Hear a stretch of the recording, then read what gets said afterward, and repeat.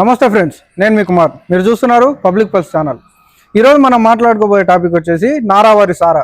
అంటే దీని అర్థం నారా చంద్రబాబు నాయుడు గారో, లేదంటే నారా లోకేష్ గారో, లేదంటే నారావారి ఫ్యామిలీకి సంబంధించిన వారో ఈ మద్యం అనేది తయారు చేస్తున్నట్టు కాదు, వీళ్ళు అమ్ముతున్నట్లు కాదు. వారికి సంబంధించిన వారు, ఇంకా చెప్పాలంటే వారి పార్టీలోని కొందరు ఈ మద్యం కుంభకోణాన్ని, అక్రమ మద్యాన్ని తయారు చేస్తూ అమ్ముతూ బయటపడ్డారు. ఇప్పుడు ఆంధ్రప్రదేశ్లో అదే సెన్సేషనల్గా ఉంది. ఎందుకంటే మద్యం కుంభకోణం అనేది ఆంధ్రప్రదేశ్లో ఎంత వైరల్గా ఉంది, ఎన్ని నెలల నుంచి ఏం జరుగుతున్నది అనేది మనందరికీ తెలిసిన విషయమే కదా.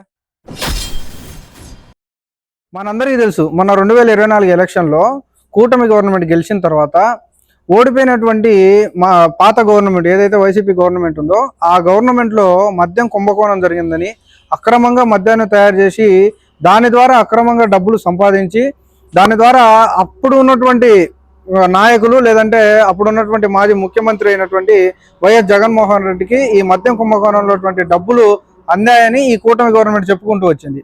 ఆ కేసు పరంగా మిథున్ రెడ్డిని అరెస్ట్ చేశారు. ఈ అరెస్ట్లో చాలా ఒకతోకలు జరిగాయి.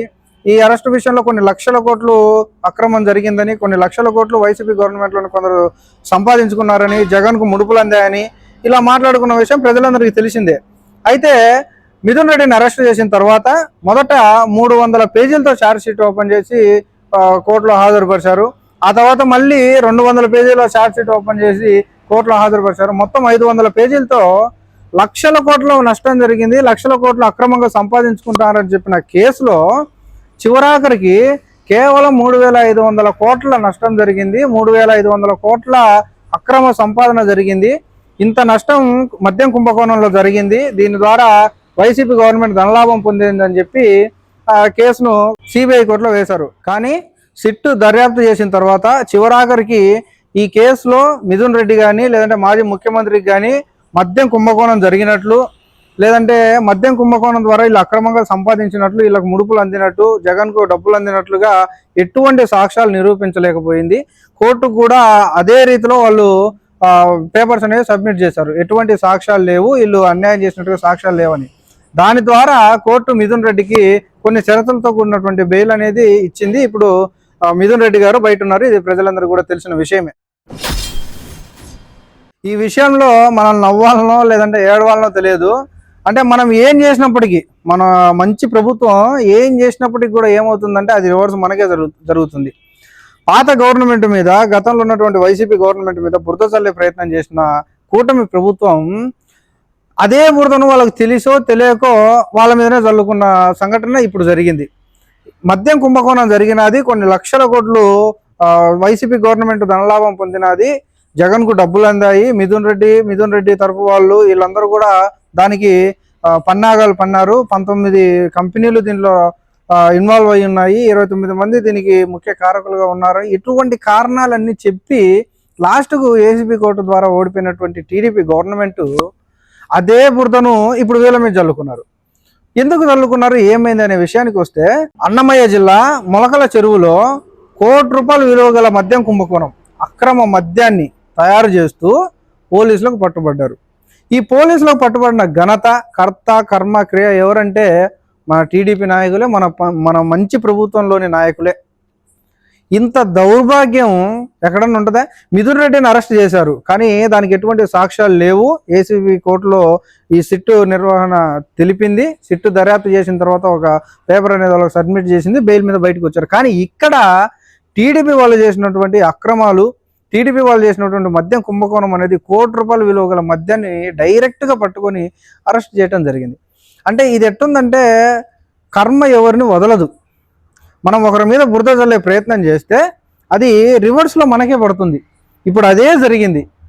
తప్పుడు కేసులు పెట్టి చేసినటువంటి ఆ పని ఇప్పుడు వాస్తవాలతో అదే గవర్నమెంట్ తగులుకోవటం అనేది ఒక దాన్ని జాలి చూపించాలన్నా ఏందనేది తెలియటం లేదు. మొత్తానికైతే అక్కడ దొరికినటువంటి మద్యం కుంభకోణంలో, అక్రమ మద్యం తయారీ విధానంలో కొంతమంది ముఖ్యమైన వాళ్ళు, టీడీపీకి సంబంధించిన వాళ్ళు ఒక 2 ఉన్నారు. వాళ్ళు ఎవరు అనేది మనం తెలుసుకునే ప్రయత్నం చేద్దాం. తంబాలపల్లి నియోజకవర్గ టీడీపీ ఇన్ఛార్జ్, ఇతని పేరు వచ్చేసి దాసరి జయచంద్రారెడ్డి, ఇంకొక అతను వచ్చేసి కట్టా సురేంద్ర నాయుడు. వీళ్ళిద్దరు కూడా టీడీపీకి సంబంధించినటువంటి నాయకులు. వీళ్ళు కల్తీ మద్యాన్ని, అక్రమ మద్యాన్ని తయారు చేస్తూ ₹1 విలువ గల మద్యాన్ని పట్టుకొని వీళ్ళు పోలీసులకు దొరికిపోయారు. ఇలా టీడీపీ నాయకులు అక్రమ మద్యాన్ని తయారు చేస్తూ, కల్తీ మద్యాన్ని తయారు చేస్తూ వాళ్ళ బురద వాళ్ళ మీదనే చల్లుకొని ఆంధ్రప్రదేశ్లో ఒక కూటమి ప్రభుత్వానికి, లేదంటే మనం చెప్పుకున్నట్టుగా, లేదంటే కూటమి గవర్నమెంట్ చెప్పుకున్నట్టుగా మంచి ప్రభుత్వానికి ఒక మచ్చ అయితే తీసుకొచ్చిండ్రు. మనం ముందు చెప్పుకున్నట్టుగా మనం ఒకళ్ళ మీద బురద చల్లే ప్రయత్నం చేస్తే అది మన మీదనే జరుగుతుంది, మన మీదనే పడుతుంది అనడానికి ఇది కూడా ఒక నిదర్శనం. అయితే ఈ విషయంలో, ఈ కల్తీ మద్యం విషయంలో, ఈ మద్యం కుంభకోణం విషయంలో మన మంచి ప్రభుత్వం, మన కూటమి ప్రభుత్వం స్పందించింది. ఆ ఇద్దరు టీడీపీ నాయకులను పార్టీ నుంచి సస్పెండ్ చేసింది. సస్పెండ్ చేసిన అనంతరం నారా లోకేష్ గారు స్పందిస్తూ ఒక ట్వీట్ చేశారు. అద్భుతం, అమోఘం. అది ఒకసారి అది చదువుతా వినండి. నారా లోకేష్ గారు స్పందిస్తూ ఆయన చేసినటువంటి ట్వీట్ ఏంటంటే, కల్తీ మద్యం పట్టుకున్నది మా ప్రభుత్వం, కల్తీ మద్యం నిందితుల్లో టీడీపీ నేతలున్నా అరెస్టు చేయించింది మా ప్రభుత్వం, నిందితుల్లో ఇద్దరు మా పార్టీ వారు, తక్షణమే వారిని తెలుగుదేశం పార్టీ నుండి సస్పెండ్ చేశారు మా అధ్యక్షుడు. మీ 5 ఏళ్ల పాలనలో ఏం చేశారో మర్చిపోయి ఆరోపణలు చేయొద్దు. డబ్బు కకృతితో జే బ్రాండ్తో వేల మంది ప్రాణాలు తీశారు.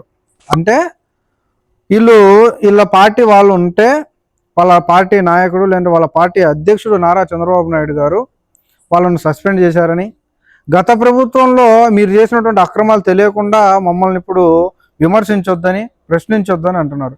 అంటే వాళ్ళు చేసింది ఏదో పని అని ఇంకా మిమ్మల్ని క్వశ్చన్ చేయకూడదా? అలా అయిన వాళ్ళు ఏదో పని చేశారు, అక్రమం చేశారనడానికి మొన్న సిబిఐ కోర్టులో ఎటువంటి సాక్ష్యాలు నిరూపించలేకపోబట్టి బెయిల్ మీద బయటకు వచ్చారు కదా. వాళ్ళు చేసింది ఏముంది సార్ అక్కడ?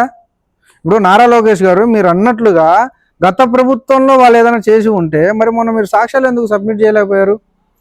సిబిఐ కోర్టులో సిట్టు దర్యాప్తు చేసిన తర్వాత ఎటువంటి సాక్ష్యాలు లేవు అని చెప్పడం ద్వారా బెయిల్ ఎందుకు వచ్చింది?